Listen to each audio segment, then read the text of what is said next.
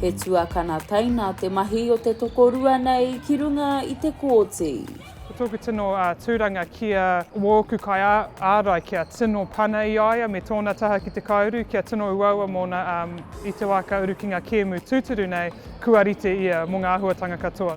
He kai hāpai a te huingare o Selby-Rickit I tana taina a te paia mo te tīma Tactix.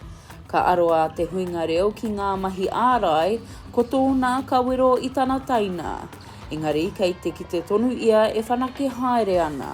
I mohi hoki ana o kitea etahi taha me whanake ake ia. Pira ki ngā mahi ārai etahi wā no tōna tino tāro e tā ia ki te tino whakauaua mo e rātu tīma, te hari mai te kōrukira rono era e rā mo me e kite ana I ona painga etahi wā I ona mea me whakatika hoki.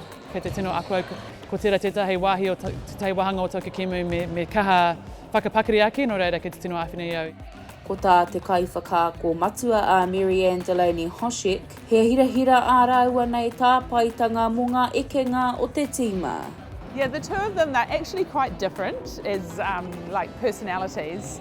And sometimes you wouldn't even know they're sisters. Sometimes you actually forget because they're just here doing their roles. They get on really well, and Tapaya's actually taking it really well when Hu gives her some feedback. Tapaya on court brings all that experience. Can be a bit of a show pony on court, but it's all good. She brings that experience and that cool, calm head, and then to Huinga, what she brings for the team tactically is a part of the reason. E ngā kaunui ana a te huinga reo ki te tūranga hau o te kai hāpai tīma. Ko tōna tino painga ko te kite I ngā kai tākoro e whanake haere ana I a te kēmu, I a te wiki anō hoki. He rawi nei kai tākoro nei rakariku I te hihe kia tino tini I tūrata kēmu, he whanaketanga I a rauna kia whakatika I etai wānga iti, engari me kau e tino tini nā te mea ki te pērā ka rorirori katoa ngā hutanga o te kēmu.